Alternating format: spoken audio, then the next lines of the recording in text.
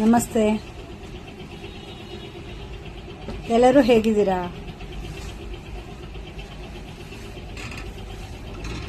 ತಂದೆ ಅನ್ನೋ ಶಬ್ದ ಎಷ್ಟು ಮಹತ್ವವಾದದ್ದು, ತಂದೆ ಪಾತ್ರ ಏನು ಅನ್ನೋದನ್ನ ತಂದೆನ ಕಳ್ಕೊಂಡ್ಮೇಲೆ ಗೊತ್ತಾಗುತ್ತೆ.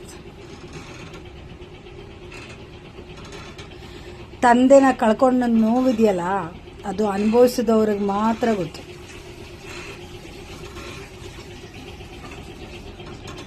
ನಿನ್ನೆ ಒಂದು ಕಡೆ ಹೋದಾಗ ನಡ್ಕೊಂಡು ಹೋಗ್ಬೇಕಾದ್ರೆ ಒಬ್ಬರು ಎದುರು ಬಂದರು. ಅವರು ಬಿಳಿ ಗಡ್ಡ, ಹಣ್ಣು ಮುತ್ಕನೂ ಅಲ್ಲ, ಈ ಕಡೆ ತುಂಬ ಗಟ್ಟಿಯಾದ ಒಂದು ಇದು ಅಲ್ಲ, ಒಂಥರ ಆಸ್ಪಾಸು ಒಂದು 75-80 ವರ್ಷದವ್ರು. ಅವ್ರನ್ನ ನೋಡಿದ ತಕ್ಷಣ ಫಸ್ಟ್ ನೆನಪಾಗಿದ್ದು ನನ್ನ ತಂದೆ.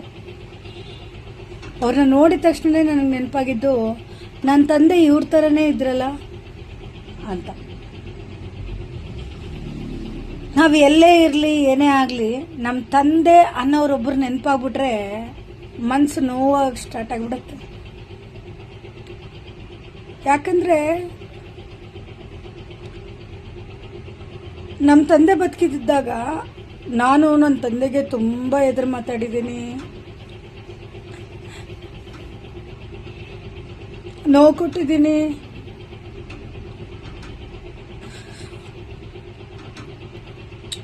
ನಾನು ಏನು ಹೇಳಕ್ಕೆ ಬಂದೆ ಅಂದರೆ, ಎಷ್ಟೋ ಜನಕ್ಕೆ ಪುಣ್ಯಾತ್ಮರಿಗೆ ಅಪ್ಪ ಅಮ್ಮ ಇಬ್ಬರೂ ಇದ್ದಾರೆ. ಕೆಲವರಿಗೆ ಅಪ್ಪ ಇರ್ತಾರೆ, ಕೆಲವರಿಗೆ ಅಮ್ಮ ಇರ್ತಾರೆ. ನನಗೆ ಸದ್ಯಕ್ಕೀಗ ಅಪ್ಪ ಅಮ್ಮ ಇಬ್ಬರೂ ಇಲ್ಲ, ಕಳ್ಕೊಂಬಿಟ್ಟಿದ್ದೀನಿ. ಹಾಗಾಗಿ ಇರೋರಿಗೆ ಹೇಳೋಣ ಅಂತ.